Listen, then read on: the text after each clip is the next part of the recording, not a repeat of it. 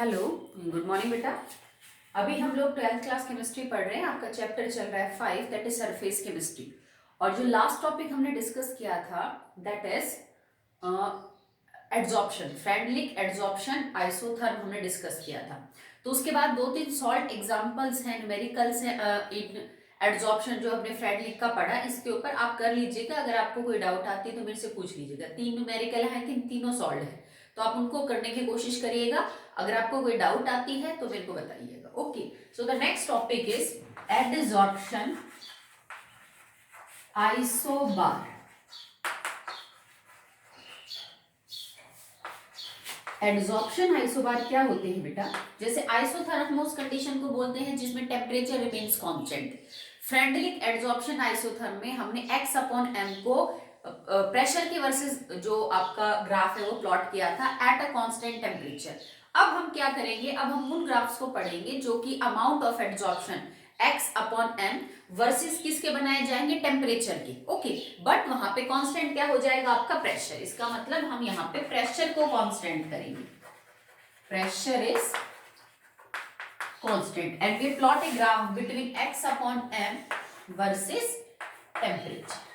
Okay, x क्या है, x is the amount of adsorbate in gram, m is the amount of adsorbent in the gram. Okay, और ये जो हम graph plot करेंगे ये पर 1 ग्राम ऑफ एडजॉर्बेंट के हिसाब से होगा। ठीक है, कि आपने एडजॉर्बेंट के 1 ग्राम के हिसाब से कितना एडजॉर्प्शन हो रहा है हम वो पता करेंगे। ओके, पर ये चीज मैंने आपको पहले भी बताई थी जब हम फिजिकल और केमिकल एडजॉर्प्शन कर रहे थे बेटा।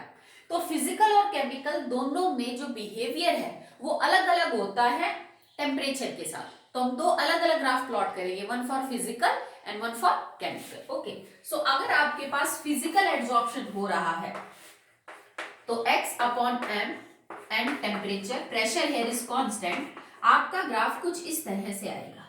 ओके, और इसका मतलब क्या है कि जैसे जैसे आप टेम्परेचर को बढ़ाओगे वैसे वैसे आपका amount of x upon m घट रहा है, मतलब टेम्परेचर डिक्रीज कर रहा है। ओके, इसका मतलब x upon m is inversely proportional to the temperature. Sorry, I think मैंने डिक्रीज बोल दिया। ठीक है, इंक्रीज। जैसे जैसे x अपॉन m कम होगा आपका टेम्परेचर क्या होगा, इंक्रीज। मतलब x upon m is inversely proportional to the temperature. इसका रीजन क्या होता है बेटा, देखो कि फिजिकल एड्सॉर्प्शन में जो फोर्स एड्सॉर्बेट और एड्सॉर्बेंट को बांध के रखती है ना, that is a weak Van der Waals force. Okay, और जैसे ही आप टेम्परेचर को, कोई बहुत स्ट्रॉन्ग फोर्स तो है नहीं, जैसे ही आप टेम्परेचर को इंक्रीज करोगे आप काइनेटिक एनर्जी बढ़ा रहे हो। Okay, according to the molecular theory of gases kinetic energy is directly proportional to temperature. Okay, और जब टेम्परेचर, या फिर जरूरी नहीं है ना कि गैस ही हो, कोई और भी मॉलिक्यूल मान लीजिए एड्सॉर्ब होगा तो उसकी काइनेटिक एनर्जी तो बढ़ेगी। काइनेटिक एनर्जी बढ़ेगी तो वो यहां से निकलने की कोशिश करेगा। तो फिजिकल एड्सॉर्प्शन में क्योंकि जो force holding the particle adsorbate और एड्सॉर्बेंट के वो कमजोर है, तो जैसे ही आप टेम्परेचर को बढ़ाओगे इनकी काइनेटिक एनर्जी बढ़ेगी, वो इस एड्सॉर्बेंट को छोड़ के जाएंगे। ठीक है, तो एड्सॉर्प्शन धीरे धीरे कम होगा। पार्टिकल यहां से पहले जितने एड्सॉर्ब हो रहे थे उतने नहीं है, कम हो रहे हैं, तो एड्सॉर्प्शन इज लेस। ओके, अगर यही चीज हम करें तो ये वाला जो मैंने आपको ग्राफ बताया दैट इज फॉर फिजिकल, ये ग्राफ फिजिकल के लिए है। अगर हम केमिकल के लिए देखें, ओके, वही x अपॉन m और वही आपका रहेगा टेम्परेचर। प्रेशर मैंने क्या कर रखा है, कांस्टेंट। तो आपका ये जो ग्राफ था ये कुछ ऐसे था। ठीक है, फर्स्ट इट विल इंक्रीज, उसके बाद मैक्सिमम वैल्यू तक जाएगा और उसके बाद ये डिक्रीज हो जाएगा। ठीक है, स्लोप बेटा आगे पीछे हो सकता है, जैसे आपकी जो हाइट है वो आपकी कम ज्यादा हो सकती है, डिपेंडिंग अपॉन कि आपने किसको एड्सॉर्बेट और किसको एड्सॉर्बेंट ले रखा है। बट जो इनिशियली इंक्रीज होगा, जैसे यहां तक आपको लगा कि इंक्रीज हो रहा है फिर डिक्रीज हुआ, this is the maximum value. तो शुरुआती इंक्रीज का कारण क्या होता है कि जैसे जैसे आप रिएक्शन में टेम्परेचर दोगे, ये जो टेम्परेचर है, ये जो अमाउंट ऑफ हीट है, ये रिएक्शन की एक्टिवेशन एनर्जी को पूरा करने के लिए खर्च होती है। अब तुमसे कोई ये पूछे कि बेटा व्हाट इज एक्टिवेशन एनर्जी, वैसे तुम 11th में कर चुके हो, बट अगर नहीं ध्यान है तो ये देखिए, किसी रिएक्टेंट को प्रोडक्ट में कन्वर्ट होने के लिए एक मिनिमम एनर्जी चाहिए होती है। ठीक है, रिएक्टेंट प्रोडक्ट में सिर्फ तब कन्वर्ट होता है जब उसके पास मिनिमम एक अमाउंट ऑफ एनर्जी होती है, और उस एनर्जी को हम बोलते हैं threshold energy. Okay, the minimum energy that must a molecule should possess, a reactant molecule should possess, so that it may convert into the product is known as threshold energy. मान लीजिए आपके reaction के अंदर threshold energy है 250 kilo joule पर मोल, और फिलहाल तुम्हारे रिएक्टेंट के पास है 230 किलो जूल पर मोल, तो इसका मतलब वो प्रोडक्ट नहीं बना सकता। सिंपल सी बात है कि वो तो प्रोडक्ट बनाएगा नहीं। तो आप इस रिएक्टेंट मॉलिक्यूल को कितनी एनर्जी सप्लाई करो कि वो जो एनर्जी है वो थ्रेशोल्ड को मैच कर ले। भाई 230 हमारे रिएक्टेंट के पास है, आपको करनी 250 है, तभी वो प्रोडक्ट बना सकता है। तो आप कितनी सप्लाई करोगे? भाई मिनिमम तो आप 30 किलो जूल ही 20 किलो जूल ही सप्लाई करोगे। 20 से ज्यादा दोगे तो भी आपका काम हो जाएगा, पर 20 से कम में नहीं होगा। तो वो मिनिमम एनर्जी जो आप किसी रिएक्टेंट मॉलिक्यूल को देते हो ताकि उसकी एनर्जी थ्रेशोल्ड एनर्जी के बराबर हो जाए, वो हमारी एक्टिवेशन एनर्जी है। तो here in this case 20 kilo joule energy will be known as activation energy. और ये सबके लिए अलग अलग होती है। जिस रिएक्शन की एक्टिवेशन एनर्जी बहुत ज्यादा होगी वो रिएक्शन धीरे होगी, जिसकी एक्टिवेशन एनर्जी कम है वो रिएक्शन क्या हो जाएगी? फास्ट। तो मान लो फिलहाल किसी रिएक्शन के लिए 20 किलो जूल एक्टिवेशन एनर्जी है। ओके, अब आपने क्या किया इस रिएक्शन को शुरुआत में, क्योंकि ये तो मैं केमिकल एड्सॉर्प्शन का बता रही हूँ, तो मतलब एड्सॉर्बेंट और एड्सॉर्बेट के बीच में बॉन्ड बन रहे हैं, केमिकल रिएक्शन हो रही है। तो शुरुआत में जो आपने टेम्परेचर सप्लाई किया ना, वो जो टेम्परेचर की हीट है, हीट एनर्जी इस एक्टिवेशन एनर्जी को कंपनसेट करने में खर्च होती है। भाई तुमने 2 किलो जूल हीट दी, तुमने 4 दी, तुमने 4 दी, तुमने 50 दी, कैसे करके, और वो हीट ये अपनी एक्टिवेशन एनर्जी को मैच करने में खर्च कर लेगा। अब रिएक्शन की एक्टिवेशन एनर्जी अगर ये कंपनसेट करवा रहा है, तो इसका मतलब रिएक्टेंट ज्यादा से ज्यादा प्रोडक्ट में कन्वर्ट होंगे, ज्यादा से ज्यादा एड्सॉर्प्शन होगा और आपका अमाउंट ऑफ एड्सॉर्प्शन बढ़ेगा, बिकॉज एक्टिवेशन एनर्जी कंपनसेट हो रही है by heat supplied by you in form of temperature. और फिर एक ऐसा लेवल आएगा जब मैक्सिमम रिएक्शन हो चुकी होगी, मतलब एड्सॉर्बेट और एड्सॉर्बेंट में जो रिएक्शन होनी थी वो हो चुकी होगी। जैसे मान लो कि 10 पार्टिकल थे कार्बन के, चारकोल के, और उसने 10 O2 मॉलिक्यूल्स के साथ रिएक्शन करके 10 CO2 मॉलिक्यूल बना लिए, but now you still supplying temperature. इसके बाद भी हम टेम्परेचर तो बढ़ा ही रहे हैं। तो जब आपका प्रोडक्ट बन चुका है एक्टिवेशन एनर्जी को कंपनसेट करके, और बने हुए प्रोडक्ट को भी आप दोबारा से टेम्परेचर दे रहे हो, तो फाइनली उसके बॉन्ड टूटेंगे। ओके, हाई टेम्परेचर पे उसका बॉन्ड टूट जाएगा, और अब धीरे धीरे जो बनी हुई CO2 है वो C और O2 में अलग अलग हो जाएगी। Now that absorption will decrease. ठीक है, तो केमिकल एड्सॉर्प्शन में ये जो बिहेवियर है इसलिए है, starting increase is due to compensation of activation energy, और आखिर का डिक्रीज है क्योंकि इस हाई टेम्परेचर पे बने हुए product between adsorbate and adsorbent, उनके बीच के जो बॉन्ड है वो क्या होने लग जाएंगे बेटा? टूटने लग जाएंगे। Okay, so the next topic is applications of adsorption. Now next topic is applications of adsorption. मतलब एड्सॉर्प्शन जो प्रोसेस हम पढ़ रहे हैं उसके क्या क्या फायदे हैं डे टू डे लाइफ में, इंडस्ट्रियल एप्लीकेशन क्या है, रिसर्च की फील्ड में एप्लीकेशंस क्या हैं। तो बेटा एड्सॉर्प्शन के तो बहुत सारे यूजेस हैं, in case of medicinal field, in case of biological importance, आप industrial importance, day to day life के अंदर इंपॉर्टेंस, रिसर्च के अंदर, ठीक है, बहुत सारी इंपॉर्टेंस है। और इसके ऊपर क्वेश्चन बहुत निकल के आते हैं, जैसे जो आप इसकी एप्लीकेशन बताएंगे एड्सॉर्प्शन की कि यहाँ यहाँ एड्सॉर्प्शन यूज होता है, उससे क्वेश्चन बना के एग्जामिनर पूछेगा कि ये चीज बताओ कैसे हो रही है। आपको बताना पड़ेगा कि इसके होने के पीछे जो रीजन है वो एड्सॉर्प्शन है, और एड्सॉर्प्शन इस प्रोसेस को होने में यहाँ ऐसे हेल्प कर रहा है। तो इन एप्लीकेशन ऑफ एड्सॉर्प्शन वाले टॉपिक से 2 या 3 नंबर का अक्सर पूछ लिया जाता है। 3 कोई भी पॉइंट बना के देखेंगे कि इनका रीजन बताओ ऐसा क्यों हो रहा है। तो दीज आर ऑल इंपॉर्टेंट, काफी सारे यूजेस दे रखे हैं, आई थिंक 10-12 तो है ही, तो आप सारों को अटेम्प्ट करेंगे फिर नोटबुक में, सारे के सारे इंपॉर्टेंट। ओके, चलिए स्टार्ट करते हैं। Number 1, in creating vacuum. अब वैक्यूम आप सबको पता है, ठीक है, वैक्यूम क्या होता है। वैक्यूम को क्रिएट करने में भी आप एड्सॉर्प्शन का सहारा ले सकते हो। जैसे आपने 10th में पढ़ा था, एक प्रोसेस है रेंसिडिटी। ओके, अगर आप चाहते हो कि जो ऑयल और फैट है उसको थोड़ा लंबे टाइम तक सेव किया जाए, खराब होने से बचाया जाए, तो हम क्या करते हैं, जैसे या फिर नमकीन है मान लो, आप उसको खराब होने से बचाना चाहते हो, तल के बनाई जाती है, वो ऑयल होता है उसमें, तो आप जिस पैकेट में नाइट्रोजन को स्टोर कर रहे हो उसमें से सारी हवा को बाहर, सॉरी नमकीन को स्टोर कर रहे हो उसमें से सारी हवा को बाहर निकाल दो, क्योंकि ऑक्सीडेशन तो वो हवा से ही करेगा, उसके अंदर मौजूद ऑक्सीजन से।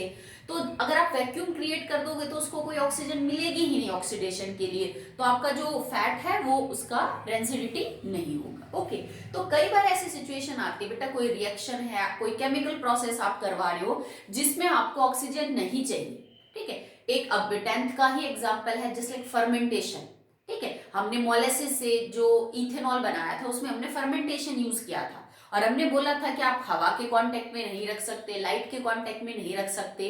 इसी तरह और भी केमिकल रिएक्शन होती हैं जो विदाउट प्रेजेंस ऑफ ऑक्सीजन करवाई जाती हैं, या फिर आपको एयर ही नहीं चाहिए, आप चाहते ही नहीं कि इस रिएक्शन के अंदर एयर का कोई भी कांटेक्ट हो, आपका जो प्रोडक्ट है बना हुआ वो अल्टर हो सकता है, वो कुछ और बन सकता है, खराब हो सकता है। तो जब कभी भी आपको किसी एक्सपेरिमेंट के अंदर वैक्यूम क्रिएट करना होता है तो आप वहां पे एड्सॉर्प्शन का सहारा ले सकते हैं, ठीक है। जैसे मान लीजिए आपके पास कोई क्लोज कंटेनर है और उसके अंदर आपने कोई कंपाउंड ले रखा है, कोई भी कंपाउंड हो सकता है आपका, और आप चाहते हो कि ये जो है ना फिलहाल बिल्कुल एयर इसमें से रिमूव हो जाए, इसके आसपास जरा से भी हवा ना रहे। आप क्या करें, यहाँ पे थोड़ा सा चारकोल डाल दीजिए, आप चारकोल के कांटेक्ट में ना इसको रख दीजिए। अगर आप चारकोल के कांटेक्ट में और बंद होना चाहिए, ओपन होगा तो फिर तो हवा का कोई मतलब लिमिटेड अमाउंट है ही नहीं। कंटेनर क्लोज करके चारकोल डाल के वो सब्सटेंस रख दीजिए जिसके आसपास से आपको बिल्कुल हवा रिमूव करनी है। धीरे धीरे चारकोल जो है हवा में मौजूद जितनी भी गैसेज है, मिक्सचर ऑफ गैसेज है यार, उनको अपने ऊपर क्या कर लेगा बेटा, एब्जॉर्ब कर लेगा। और ये प्रिजर्विंग वैक्यूम के लिए भी आप इसको यूज कर सकते हो। दीवार फ्लास्क होते हैं, एक्सपेरिमेंटल एपरेटस हैं, उनमें भी आप इस चीज को यूज करते हो टू क्रिएट वैक्यूम। ओके, तो वैक्यूम क्रिएट करने के लिए हम एब्जॉर्प्शन का सहारा लेते हैं। अनडिजायरेबल जो गैसेज है, एयर है, उनको एब्जॉर्ब करने के लिए चाहे चारकोल ले लो या फिर कोई दूसरा एब्जॉर्बेंट ले लो जो धीरे धीरे गैसेज को अपने ऊपर क्या कर लेगा, एब्जॉर्ब कर लेगा। जैसे मान लो आपको एक बार लगा कि भाई चारकोल जितना मैंने डाला है वो सफिशिएंट नहीं है, कुछ टाइम के लिए इस चारकोल को डालो, उसके बाद इसको हटा के दूसरा डाल दीजिए फ्रेश चारकोल, ताकि वो और अच्छे से एब्जॉर्प्शन दिखा सके। ऐसा करके आप वैक्यूम क्रिएट यहाँ पे कर सकते हैं। Okay, second is in gas mask. ये तो बेटा अभी लेटेस्ट चल रहा है कोरोना, आप सब जो है वो मास्क यूज करते हैं, पर आपने कुछ मास्क देखे होंगे वो जो ट्रैफिक कंट्रोल करती हैं, जो पुलिस चौराहे पे आपको सिटीज में देखने को मिलती है, उनके पास एक मास्क होता है। उसका मेन पर्पस क्या होता है, क्योंकि जो एग्जॉस्ट निकलता है vehicle say that mainly contains carbon dioxide, monoxide भी हो सकता है अगर किसी गाड़ी में इनकम्प्लीट कंबशन हो रहा है, सल्फर डाइऑक्साइड है, सल्फर ट्राइऑक्साइड है, ये सब हार्मफुल गैसेज है। भाई CO2 को अगर आप छोड़ दो ज्यादा हार्मफुल नहीं है, वाटर हार्मफुल नहीं है, इसके अलावा SO2 SO3 सफोकेटिंग गैसेज है, ठीक है। नाइट्रोजन फैमिली को ही हम पिनेकोजेंस बोलते हैं क्योंकि वो सफोकेटिंग गैसेज जो है वो प्रोड्यूस करता है। तो हम NO2 को ब्रीथ नहीं कर सकते, चली गई तो नुकसान होगा, SO2 है SO3 है, हमें सांस ही नहीं आएगा ढंग से। तो वो मास्क ऐसे बनाए जाते हैं कि हार्मफुल गैसेस को बस वो एब्जॉर्ब कर ले अपने सरफेस पे, अंदर ना जाने दे, और अंदर खाली वो गैसेस जाए जिनकी हमें जरूरत है, जैसे लाइक ऑक्सीजन। अगर सारी गैसेस को रोक लेंगे तो हमें वैसे ही सांस नहीं आएगा, ऑक्सीजन नहीं मिलेगी हमें। तो जो गैस मास्क बनाए जाते हैं वो इस पर्पज से, इस हिसाब से डिजाइन किए जाते हैं कि उन पे कोई एड्सॉर्बेंट की लेयर लगा दी जाती है जो हार्मफुल गैसेस को तो अपने ऊपर एड्सॉर्ब कर ले, पर जो हमारी जरूरत की गैसेस है उनको ना करे। अब ये तो कुछ भी नहीं, चलो ट्रैफिक पुलिस वालों तो फिर भी वो हवा के कांटेक्ट में तो है। जो लोग कोल माइंस में काम करते हैं, कोयले की खदानों में काम करते हैं, तो कोयले की खदानों में नीचे बेटा बहुत जो हार्मफुल गैसेस हैं वो होती हैं, लाइक मीथेन है, कार्बन मोनोऑक्साइड है। जब आप कोयले की खदान में जाते हो तो वो बहुत गहराई में होता है, वहां पे कई बार लोगों की डेथ हो जाती है, मजदूरों की, कि कोई गैस जो है वो लीक हो जाती है कहीं से, तो हार्मफुल गैसेज है। जो गटर वगैरह साफ करते हैं जो लोग, ठीक है, तो वहां पे भी कई बार डेथ हो जाती है अगर वो प्रॉपर अपने साथ इक्विपमेंट्स ना लेके जाए, क्योंकि उसमें भी नीचे पॉइजनस गैसेस बनती हैं। तो मास्क जो है ना वो पॉइजनस गैसेस को अपने ऊपर एब्जॉर्ब कर लेता है, और जो नॉन पॉइजनस गैसेस हैं उन्हीं को खाली अलाउ करता है हमारे लंग्स में एंटर करने के लिए। तो जो गैस मास्क है that works on the principle of absorption. Okay, now third is it is clarification of sugar. ये मैंने आपको पहले भी बताया था। क्लैरिफिकेशन ऑफ शुगर से हमारा क्या मतलब है बेटा, जब आप चीनी बनाते हो from the sugar cane juice, हम जब चीनी बनाते हैं तो हम गन्ने के रस से जो है चीनी बनाते हैं। अब गन्ने का जो रस होता है वो सफेद तो होता नहीं है, आपने देखा होगा उसका हल्के ग्रीनिश कलर होता है, थोड़ा मटमैला सा रंग है। तो उससे जब आप चीनी बनाओगे तो आपको उसको हीट करना पड़ता है। भाई हम उस रस को बहुत ज्यादा हीट करेंगे तब जाके चीनी बनेगी। तो एक सिंपल सी बात बताओ, अगर ऑलरेडी किसी लिक्विड का कलर जो है वो व्हाइट नहीं है, वो हल्का सा ग्रीनिश है, और आप उसको गर्म करोगे तो वो तो और गाढ़ा कलर का होगा, वो और गहरा रंग होता जाएगा, सफेद तो नहीं होगा। पर जो चीनी आप यूज करते हो that is white in colour, वो एकदम क्रिस्टल क्लियर व्हाइट होती है। तो क्लैरिफिकेशन ऑफ शुगर में हम क्या करते हैं, पहले गन्ने के रस से चीनी बना लेते हैं, और उस चीनी को या फिर जो सॉल्यूशन बनेगा, पहले हम उसका सॉल्यूशन ही बनाएंगे एक्वस, उसको चारकोल में से पास करेंगे। ठीक है, चारकोल में से बार बार करेंगे, एक बार में नहीं होगा कि एक बार में आपने मान लीजिए लाइट ब्राउन कलर का आपका वो सॉल्यूशन आ गया, शुगर केन एक्वा सॉल्यूशन है, उसको आप बार बार चारकोल में से पास करेंगे। तो चारकोल जो उस चीनी में इम्प्योरिटी मौजूद है, बिकॉज चीनी इज प्योर, ये तो हमें चाहिए तो सिर्फ ये C12H22O11 चाहिए, और इसका कलर तो बेटा व्हाइट ही है, प्योर अगर चीनी है दैट इट इज व्हाइट। अगर आपका जो सॉल्यूशन है गन्ने के रस से वो बटमैला आ रहा है, इसका मतलब उसमें इंप्योरिटीज हैं जिनकी वजह से वो कलर दे रहा है। तो आप इस सॉल्यूशन को बार बार चारकोल में से पास करते रहो। जब आप चारकोल में से पास करोगे ना, तो जितनी भी इंप्योरिटीज है वो धीरे धीरे एब्जॉर्ब होती जाएंगी, एक बार से आपका काम खत्म नहीं होगा कि आपने एक बार चारकोल डाल दिया उसमें से सॉल्यूशन को पास कर दिया।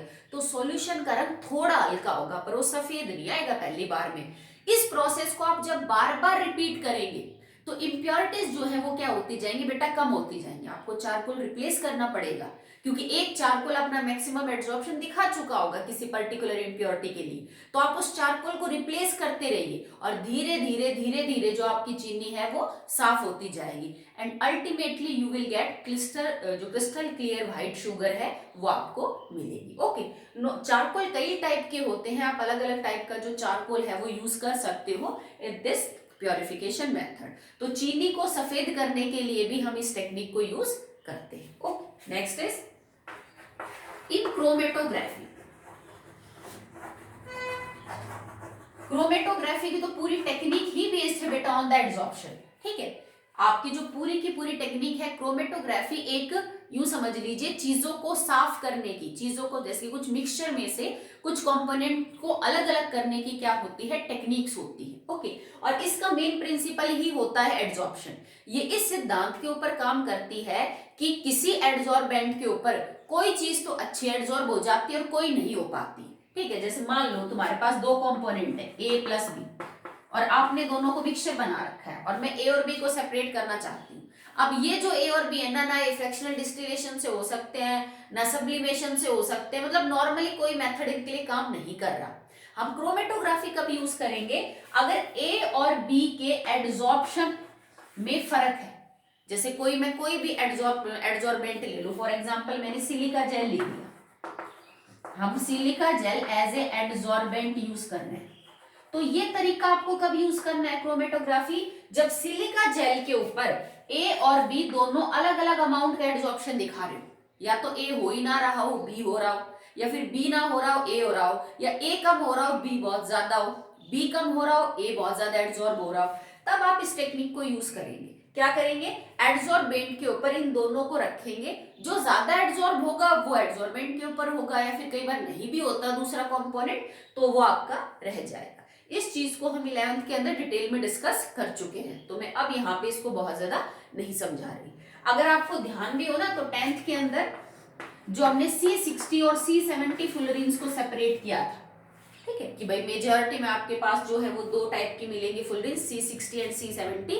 C60 ज्यादा है। अगर आप मिक्सचर ऑफ C60 और C70 फुलरीन्स को सेपरेट करना चाहते हो तो आप क्रोमेटोग्राफी टेक्निक का यूज कर सकते हो। एड्सॉर्प्शन के सिद्धांत के ऊपर ही काम करती है क्रोमेटोग्राफी, कि एक कंपोनेंट ज्यादा एड्सॉर्ब हो जाता है किसी चीज पे तो दूसरा कम हो जाता है, इस हिसाब से अलग अलग वो हो जाते हैं। ओके, नेक्स्ट इज बेटा हेट्रोजीनियस कैटालिसिस। अब ये टॉपिक मैं आपको अभी नहीं करवाऊंगी, क्योंकि इसके बाद जो नेक्स्ट टॉपिक है वो है ही कैटालिसिस, तो उसमें हम इसको पूरा डिटेल में पढ़ेंगे कि व्हाट इज हेट्रोजीनियस कैटालिसिस। तो ये वाली जो एप्लीकेशन है ये आपके नेक्स्ट टॉपिक में आपको ऑटोमेटिकली समझ आ जाएगी, इसको हम अभी नहीं करेंगे। नेक्स्ट है for softening of hard water.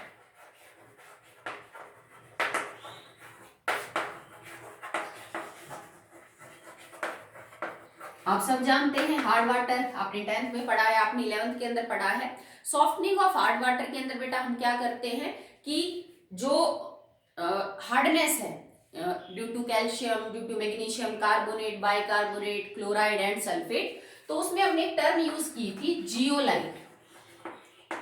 Zeolites जो होते हैं, ठीक है, that are sodium alumino silicates. Chemically वो सोडियम और एल्यूमिनियम के सिलिकेट्स होते हैं, ठीक है। हम जियोलाइट्स में से हार्ड वाटर को पास करते हैं और हार्ड वाटर के अंदर जो कैल्शियम और मैग्नीशियम आयन होती हैं that are absorbed on the zeolites, ठीक है। क्या होता है, जियोलाइट्स के अंदर सोडियम आयन्स होती है, these are sodium alumino silicates. तो जियोलाइट क्या करता है, जब आप उसमें से हार्ड वाटर को पास करोगे ना तो अपने सोडियम आयन को तो रिलीज कर देता है और हार्ड वाटर के अंदर से कैल्शियम और मैग्नीशियम आयन को एब्जॉर्ब कर लेता है। तो भाई पानी हार्ड था ही किस वजह से, क्योंकि उसमें सोडियम ना कैल्शियम और मैग्नीशियम था। अगर जियोलाइट उस पानी के कैल्शियम और मैग्नीशियम को ही अपने अंदर ले लेगा और बाहर रिलीज कर देगा सोडियम, तो जो कैल्शियम क्लोराइड था वो सोडियम क्लोराइड हो जाएगा, जो कैल्शियम सल्फेट था now it becomes sodium sulphate, और जो कैल्शियम बाइकार्बोनेट था now it becomes sodium bicarbonate. तो मतलब हम कैल्शियम और मैग्नीशियम को रिमूव कर देते हैं by the process of adsorption with the help of zeolites. तो हार्ड वाटर को सॉफ्ट वाटर के अंदर भी कन्वर्ट करने में आप इसको यूज कर सकते हो। ओके, नेक्स्ट है आपके पास in creating anhydrous condition. In creating anhydrous condition, इसका मतलब क्या है बेटा, अगर आपको किसी एक्सपेरिमेंट के दौरान पानी नहीं रखना है, मतलब आप मॉइस्चर से उसको दूर रखना चाहते हो, बहुत जगह ऐसा होता है ना कि आपको मॉइस्चर फ्री कंटेनर चाहिए। जैसे आपको ध्यान हो, एक एक्टिविटी है प्रूव करने के लिए कि आयरन को जंग लगने के लिए पानी और हवा दोनों साथ चाहिए। तो जब हमें हवा की इंपॉर्टेंस दिखानी होती है तो हमने उस कंटेनर के अंदर, मतलब हवा की प्रेजेंस में नहीं लग सकता, सिर्फ उस टेस्ट ट्यूब में थोड़ा सा एनहाइड्रस CaCl2 डाल देते, concentrated H2SO4, a good absorber of water. तो जब कभी भी आपको एनहाइड्रस कंडीशन क्रिएट करनी है, विदाउट वाटर मॉलिक्यूल आपको अपना सिस्टम चाहिए, तो हम क्या करते हैं कि कुछ ऐसे कंपाउंड डाल देते हैं that are capable of absorbing, ठीक है। CaCl2 वाला एब्जॉर्प्शन होगा, ये मैंने सिर्फ समझाने के लिए बोला आपको। ऐसे कंपाउंड आप रख दीजिए जो पानी को अपने ऊपर क्या कर सकते हैं, एब्जॉर्ब कर सकते हैं, जैसे सिलिका जेल। तो इसमें बहुत अच्छी प्रॉपर्टी होती है कि ये मॉइस्चर को अपने ऊपर क्या कर लेता है, एब्जॉर्ब कर लेता है, और इनको हम बोलते हैं डीह्यूमिडाइजर, ठीक है। ये आपके मॉइस्चर को एब्जॉर्ब करके डीह्यूमिडाइजर बोलते हैं इनको, और एब्जॉर्ब करके कंडीशन बिल्कुल क्या कर देंगे, एनहाइड्रस कर देंगे। फिर बिना वाटर मॉलिक्यूल के जो भी एक्सपेरिमेंट आपको कंडक्ट करवाना है वो आप करवा सकते हो। नेक्स्ट है in the paint industry. Paint industry में क्या है, आजकल पेंट में बहुत मॉडिफिकेशन आ गई है। सो इन पेंट इंडस्ट्रीज आजकल क्या होता है बेटा कि पेंट के अंदर बहुत मॉडिफिकेशंस आ गई हैं। नए नए आप ऐड भी देखते होंगे, कोई कुछ उसमें ऐड कर रहा है, कोई कुछ कर रहा है, जैसे एंटी डस्ट सॉल्यूशंस ऐड कर देते हैं, ठीक है। किसी में ऐसी कोटिंग ऐड, ऐसे केमिकल ऐड कर रखे हैं कि वो डस्ट को बिल्कुल भी कैच नहीं करते, कोई बहुत ही स्लिपरी होते हैं, कोई बहुत ही स्मूथ टच देते हैं। तो उन सब के अंदर कुछ ना कुछ केमिकल्स डाले जाते हैं। कुछ ऐसे भी केमिकल डाले जाते हैं जो कि एड्सॉर्प्शन के ऊपर काम करते हैं। जैसे कैसे, मान लीजिए आप एक दीवार के ऊपर पेंट कर रहे हैं, जो दीवार बिल्कुल अभी ताजा बनाई गई है, मतलब उसके बाद उसके ऊपर पहले पेंट नहीं हुआ, ठीक है, जो रफ है, बिल्कुल आपने देखी होगी स्टार्टिंग में जैसी चिनाई के बाद हमारी दीवार होती है, तो उस दीवार को आप टच करके देखिएगा, नहीं तो आप नॉर्मली भी देखेंगे तो आपको पता चल जाएगा वो एकदम स्मूथ नहीं होती, उसमें छोटे छोटे जगह गड्ढे से होते हैं, क्योंकि बजरी से बन रही है। ऑब्वियस सी बात है बेटा, सीमेंट बजरी से बनाई हुई दीवार में आपको स्मॉल पोर्स जरूर नजर आ जाएंगे, वो बिल्कुल भी स्मूथ नहीं होती है। अब जब वो सरफेस रफ है तो इसका मतलब ये जो नई दीवार अभी बनाई गई, it is a rough surface, और रफ सरफेस हवा के कांटेक्ट में है, दीवार तो हवा के कांटेक्ट में होगी ही, और हवा में से जो गैसेस है वो थोड़ी या ज्यादा इस सरफेस के ऊपर एब्जॉर्ब होंगी ना, ठीक है। अब आपने क्या किया, एक नॉर्मल सा पेंट लिया और इसके ऊपर अप्लाई कर दिया, होगा क्या कि वो जो नॉर्मल पेंट आप अप्लाई करोगे, वो जो गड्ढे से थे छोटे छोटे, उनमें ऑलरेडी गैस एब्जॉर्ब हो चुकी है, आपने उसके ऊपर पेंट अप्लाई कर दिया।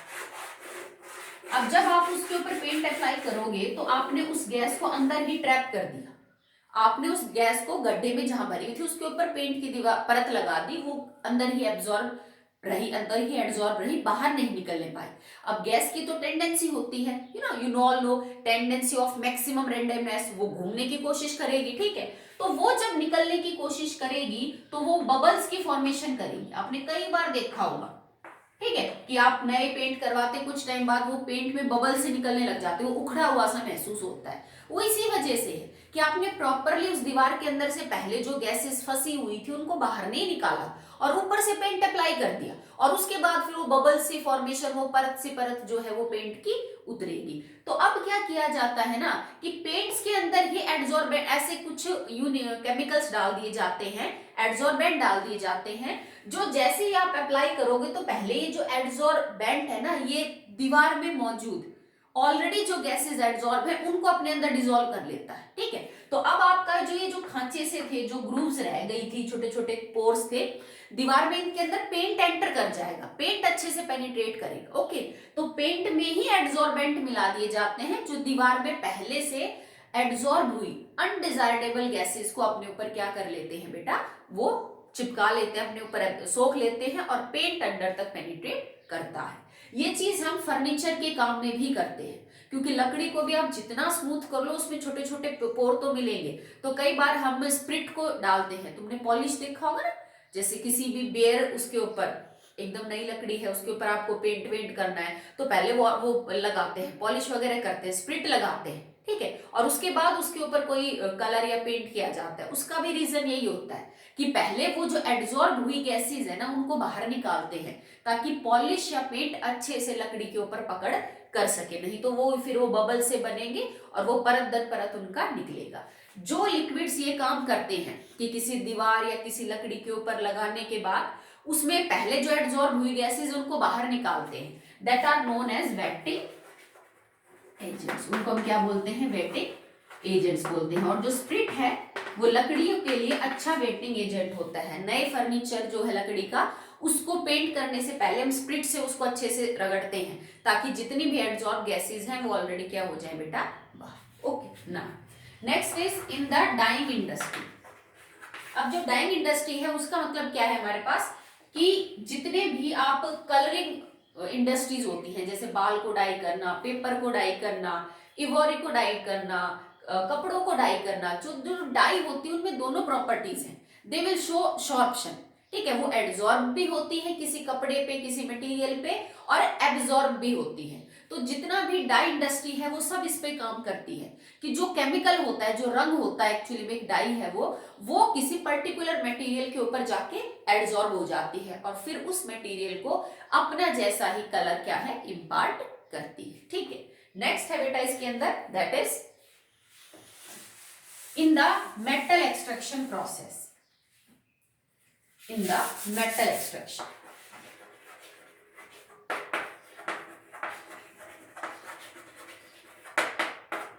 अब मेटल एक्सट्रैक्शन प्रोसेस में आपने एक नाम सुना होगा, फ्रोथ फ्लोटेशन प्रोसेस, सुना था ना। फ्रोथ फ्लोटेशन प्रोसेस बेस्ड ही इसी प्रिंसिपल के ऊपर है कि जो सल्फाइड ओर्स हैं that are absorbed on the oil particles और बाकी इंप्योरिटीज नहीं होती हैं, तो फ्रोथ फ्लोटेशन का प्रोसेस ही एड्सॉर्प्शन पे बेस्ड है। इट सिंपली टेल अस कि सल्फाइड ओर में ये प्रॉपर्टी होती है, गुण होता है कि वो ऑयल पार्टिकल के ऊपर एड्सॉर्ब हो जाए और इंप्योरिटीज एड्सॉर्ब ना हो, और इसी वजह से झाग के साथ सल्फाइड ओर ऊपर आ जाती है, झाग को हम बाहर निकाल लेते हैं। तो किसी भी सल्फाइड ओर की प्योरिफिकेशन में उससे मेटल को बाहर निकालने में भी हम एड्सॉर्प्शन का जो है वो सहारा लेते हैं, ठीक है। नेक्स्ट है इन इंडिकेटर्स। कुछ इंडिकेटर्स भी होते हैं जो बेटा एड्सॉर्प्शन के थ्रू आपको हेल्प करते हैं। जैसे इंडिकेटर्स का काम होता है to tell us about the medium, acidic, basic और न्यूट्रल। तो हर इंडिकेटर के काम करने का अपना पैटर्न है। तो कुछ इंडिकेटर्स एड्सॉर्प्शन के प्रिंसिपल के ऊपर भी क्या करते हैं बेटा, काम करते हैं। नेक्स्ट है just like eosin dye, okay. Next है in water conservation. Water conservation का क्या मतलब होता है बेटा, जिन कंट्रीज में पानी की काफी ज्यादा शॉर्टेज होती है, ठीक है, वहां पे पानी जो है वो काफी कम होता है, या फिर मतलब कंडीशन ऐसी बन रही है कि आगे पानी कम हो जाएगा, जरूरत उसकी ज्यादा बढ़ेगी, तो पानी को प्रिजर्व करने के लिए आप इस टेक्निक को यूज कर सकते हो। ऑस्ट्रेलिया में इसको किया गया था कि जो लेक होती है, मान लीजिए एक लेक है, गर्मी का मौसम है, इवोपरेशन तो होगा ही, पानी भाप बन के उड़ेगा, धीरे धीरे लेक सूखेगी, तो वो क्या करते हैं ना कि इसके ऊपर जो है वो स्टीरिक एसिड डाल देते हैं, स्टीरिक एसिड्स की बॉल सी बना के वो डाल देते हैं। अब जैसे ही लेक के पूरे सरफेस को कवर कर लेते हो, ऐसी बॉल सी बना के डाल दी।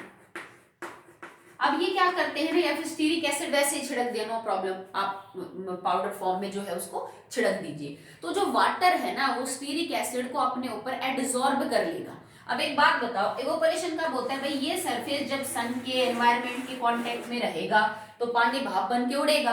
अगर तुमने इस पूरे सरफेस के ऊपर स्टीरिक एसिड की परत बिछा दी है और स्टीरिक एसिड इसके अंदर घुल नहीं रहा, stearic acid is just being absorb on this surface, तो इसका मतलब पूरा का पूरा जो पानी की कवरिंग है वो अब स्टीरिक एसिड से उसके ऊपर एक परत सी चढ़ गई है, और अब उस परत चढ़ने के बाद ये नीचे वाला जो पानी है वो हवा के, सन के कांटेक्ट में नहीं है, तो इवोपरेशन का जो रेट है वो बहुत ही क्या हो जाएगा, स्लो।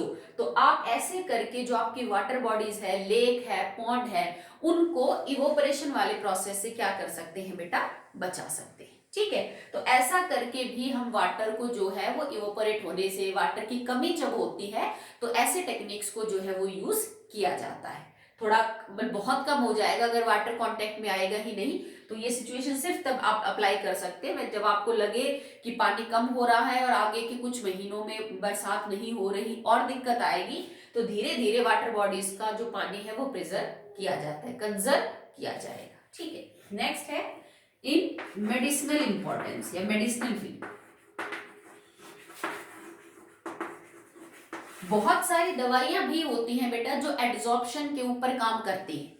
जैसे आप दुनिया भर के आपने टैबलेट्स देखी होंगी, सिरप्स देखे होंगे, टॉनिक्स होते हैं, तो कुछ दवाएं, सब तो नहीं, पर कुछ दवाइयां होती हैं जो एड्सॉर्प्शन के सिद्धांत पे काम करती हैं कि उनका काम है। जैसे मान लीजिए आपको कोई बुखार हो गया, खांसी होगी, किसी बैक्टीरिया की वजह से, किसी वायरस की वजह से इन्फेक्शन हो गया, तो कुछ मेडिसिन ऐसी होती हैं जो जाके उस बैक्टीरिया और उस वायरस के ऊपर एड्सॉर्ब हो जाती है। ठीक है, और धीरे धीरे अपना जो केमिकल है वो उसकी बॉडी में इंजेक्ट करेगी और फाइनली उसकी डेथ हो जाएगी। तो certain medicines act on the principle of adsorption, they get adsorb on the micro organisms, जिसकी वजह से आपको प्रॉब्लम कॉज हो रही है। बहुत सी बीमारियां होती हैं बेटा जो हमें प्रोटोजोआ, वायरस, फंगी, इनकी वजह से होती है। ठीक है, तो उनके ऊपर जाके एड्सॉर्ब हो जाती है, फिर धीरे धीरे वो जो केमिकल रिलीज होगा उनसे क्या हो जाएगी, उनकी डेथ हो जाएगी। ठीक है, तो आई होप सारे आपके जो यूजेस हैं, जो एप्लीकेशंस हैं वो हो चुकी हैं एड्सॉर्प्शन की, तो सारी के सारे इंपॉर्टेंट है, आप एक को भी नहीं छोड़ सकते हो। इन पे से कहीं भी कोई भी क्वेश्चन बना के आपको दे देंगे कि हाउ दिस इज हैपनिंग, तो आप बताओगे इसमें एड्सॉर्प्शन की वजह से जो है ये काम हो रहा है। जैसे आपसे पूछ लीजिएगा कि वैक्यूम क्रिएट करने में एड्सॉर्प्शन कैसे हेल्प करता है, गैस मास्क के फंक्शनिंग में एड्सॉर्प्शन का क्या रोल होता है, एक ऐसा यूज बताइए एड्सॉर्प्शन का जो इंडस्ट्रियल पॉइंट ऑफ व्यू से है। अब जैसे मैंने आपको यूज बता दी, अब इंडस्ट्रियल पॉइंट ऑफ व्यू से आपका कौन सा यूज होगा, आप डाइंग का एग्जांपल बता सकते हैं कि जो डाई वाली इंडस्ट्री है वो एड्सॉर्प्शन पे काम करती है। आप क्रोमेटोग्राफी टेक्निक बता सकते हैं, आप मेटल का एक्सट्रैक्शन फोर्थ फ्लोटेशन प्रोसेस का सहारा ले सकते हैं, बता दे सकते हैं उसका नाम, क्लैरिफिकेशन ऑफ शुगर का बता सकते हैं कि भाई ये सब इंडस्ट्री वाले लोग जो है इसको यूज करते हैं। आपसे कोई पूछ ले मेडिसिनल कि भाई एक मेडिसिनल इंपॉर्टेंस बता दो एड्सॉर्प्शन की, तो आप ये वाला एग्जांपल दे सकते हैं कि कुछ दवाइयां हैं बीमारियों को क्योर करने के लिए जो हम कुछ मेडिसिन लेते हैं that are based upon the adsorption principle. तो वो आपसे हो सकता है कि घुमा फिरा के कोई चीजों को पूछे, डायरेक्ट ना पूछे, तो आप जब सारे एप्लीकेशंस पढ़ोगे तो आपको आराम से समझ में आ जाएगा कि ये किस हिसाब से क्वेश्चन पूछ रहा है। बट ऑल आर इंपॉर्टेंट, सारी की सारी आपकी फेयर कॉपी में होनी चाहिए। Okay, so that's all for the day. अगला टॉपिक हमारा रहेगा कैटालिसिस, तो थोड़ा सेपरेट टॉपिक है, उस पर टाइम लगेगा, वो हम कल करेंगे।